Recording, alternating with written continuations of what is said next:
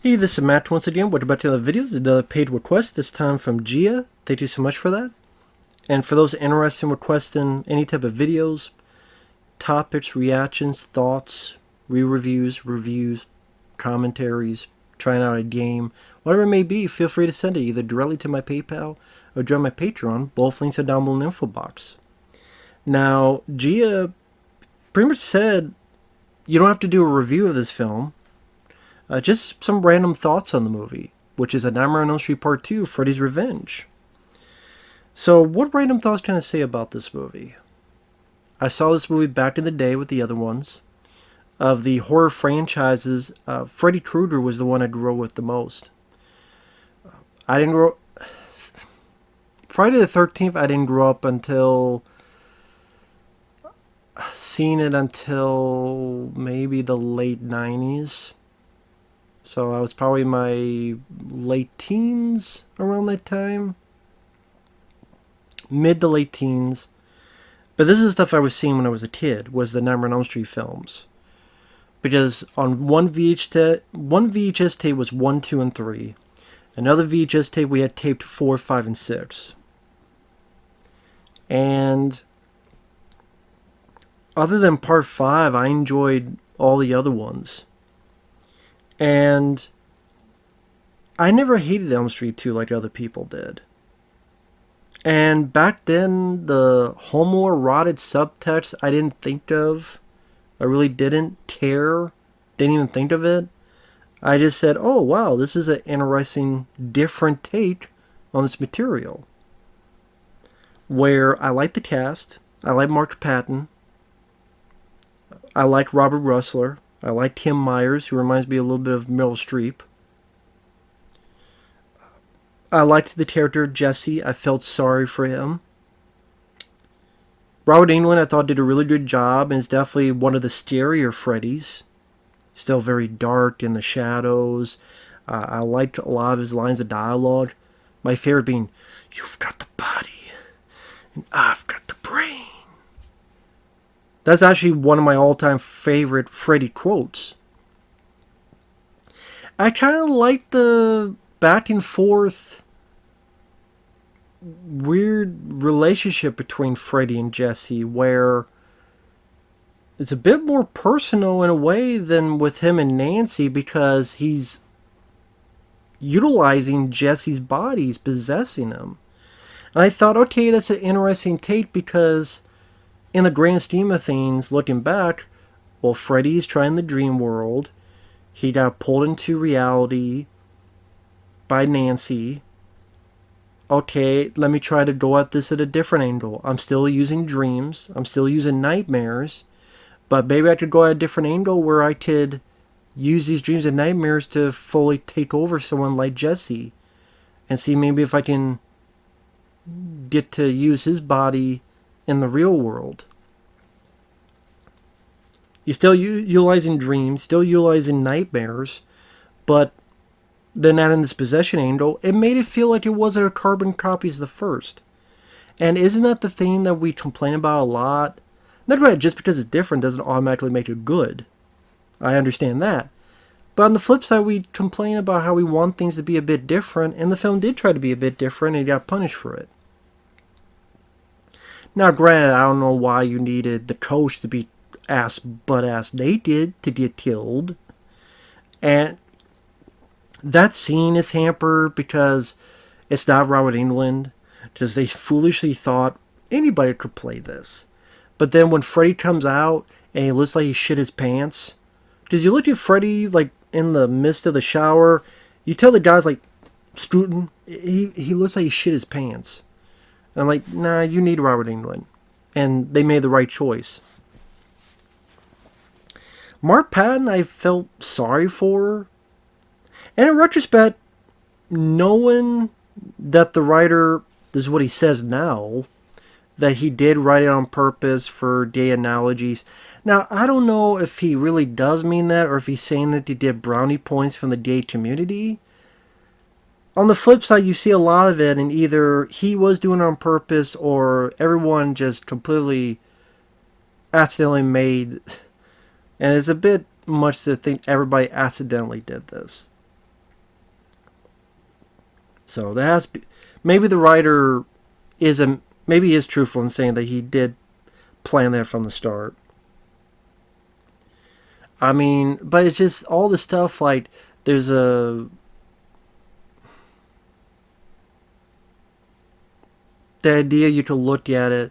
It to me it does make the film even more interesting as the years went on. When you look back at it and this whole subtext of repressed bisexuality, and it doesn't have to be homosexuality, it could be bisexuality as well, where he maybe is not sure of, do I like guys or girls, and maybe even likes both, or he's unsure of this and that. But you don't know the thing why he's trying to mate you with Lisa, played by Tim Myers. He can't, but then he goes to Robert Russler. He's more comfortable being with a guy. And he's talking about how there's something inside of me. I don't know what to do about it. And maybe that fear and that anger is encapsulated by Freddy, who literally in an alien type of birth comes out of Jesse. And definitely the makeup effect highlight of the movie. I also really like the score by Christopher Young. It is, I think it's my favorite score of the Elm Street films. Like my favorite soundtrack would be like Dream Warriors, Dokken, or really Elm Street 4, The Dream Master. And that's my favorite piece of music when Alice is getting ready in front of the mirror. Lisa Wilcox, that I use in the opening of my of the credits for my most of my videos is music from Elm Street 4. Fucking A.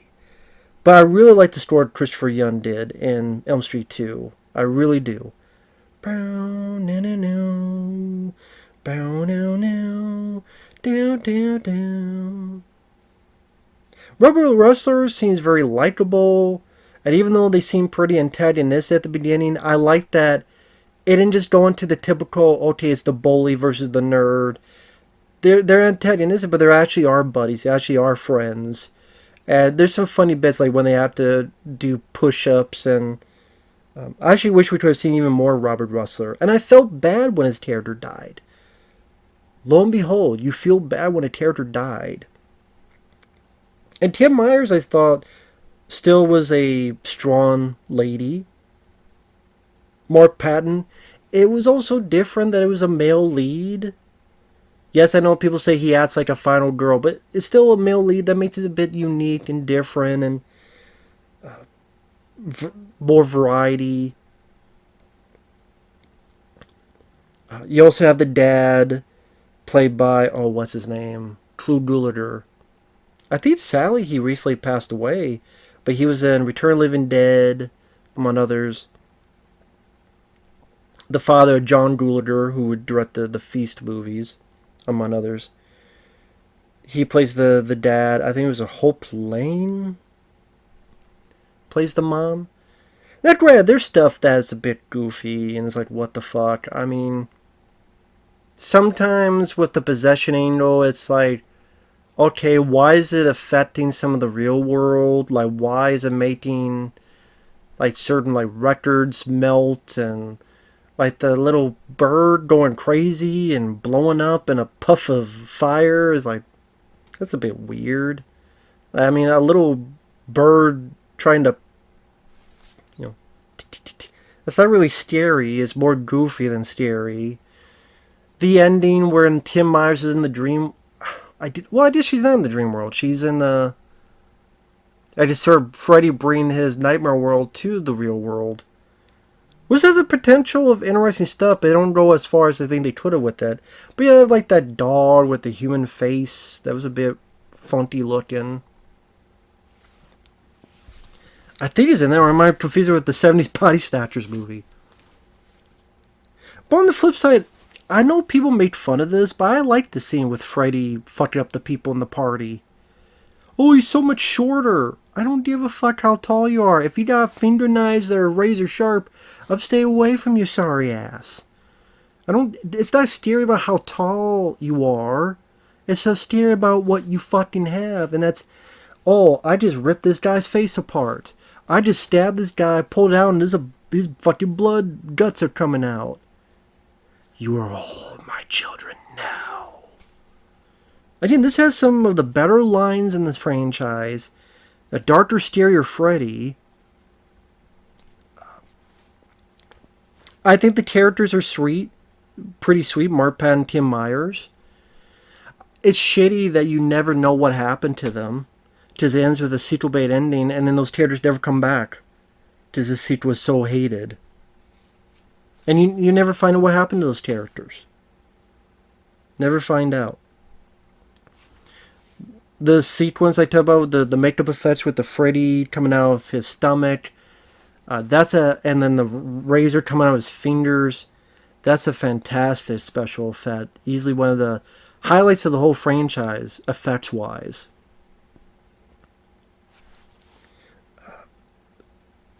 I get why people say it's kind of funky with the rules, but I get what Jack Scholder, who would go on to direct The Hidden, I get what he was saying. This was the second film, and we didn't quite know what, quote, the rules. There were no rules because there was only one film. There wasn't now with the remake and Freddy vs. Jason, 9 movies.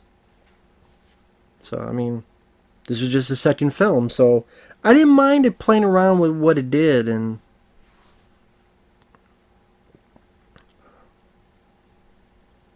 like I say, even the homoerotic stuff does bring an interesting subtext to it.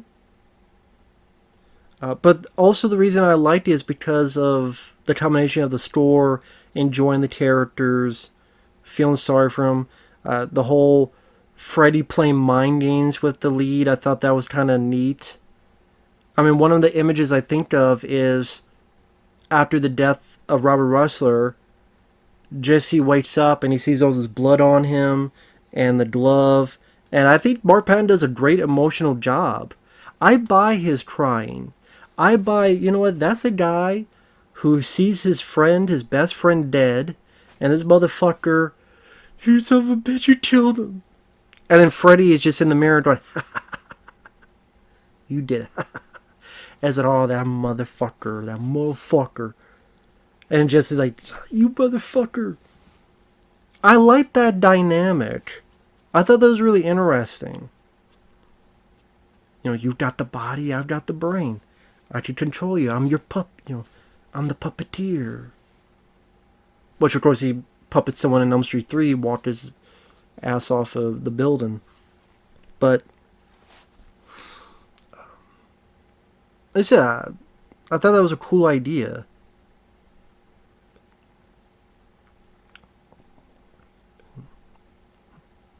I guess you say at the end, Jesse does, Mark Patton does fight it off, and whether it's love conquers all or whatever, or maybe him, I guess, is it supposed to be him realizing that he is straight, or just realizing that he loves Tim Myers and doesn't matter, or, let's see, with the whole subtext, I don't know what the ending's supposed to mean, but then it ends with a sequel bait ending, you never know what happens to them.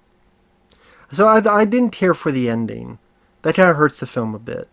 But hell, I mean, the ending to the first film's goofy too. With the mom turned into a Barbie doll and getting pulled into a fucking... Like the Elm Street 3 and 4, I thought the endings worked. Especially Elm Street 4.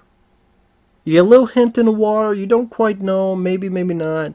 They walk off. Cool song. What was it, Sinead O'Connor?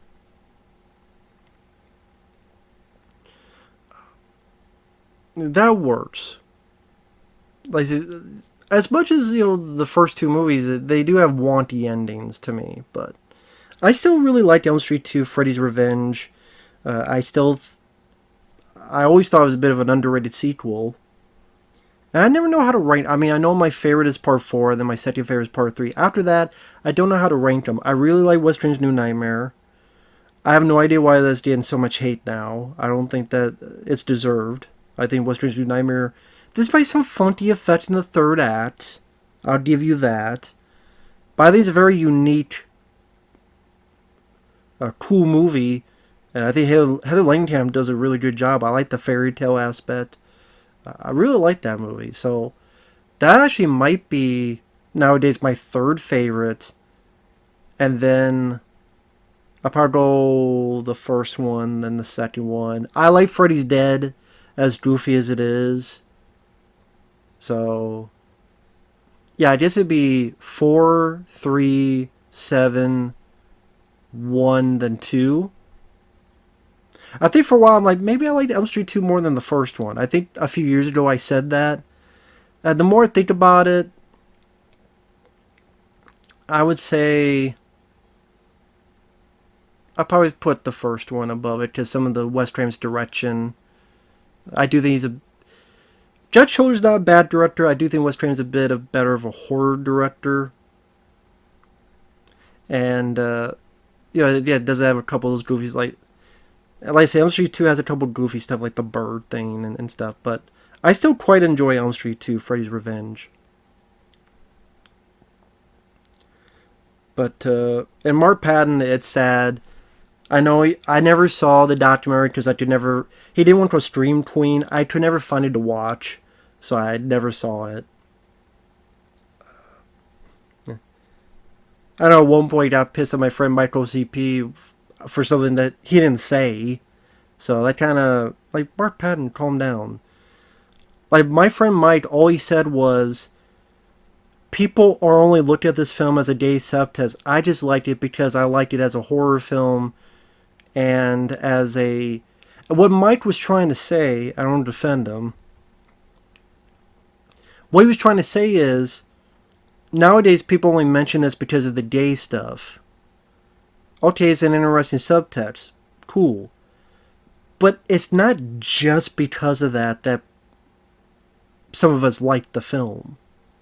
We also liked it because we thought Mark Patton was likable. We thought Robert Russell was likable. We thought Tim Myers was likable. We liked the musical score. We liked some of the makeup effects, like the transformation scene. We liked maybe the possession idea.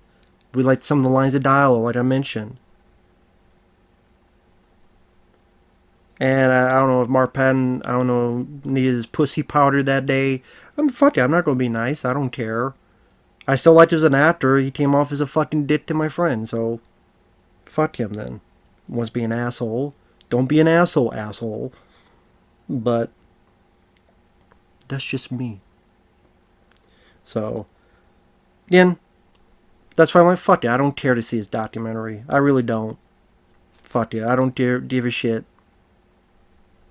Would've if he didn't act like a dick, but act like a dick or be a sensitive Nelly. Stop being sensitive. Anyway. With that said, I still like the movie. Thanks for watching. Take care. We'll see you guys later.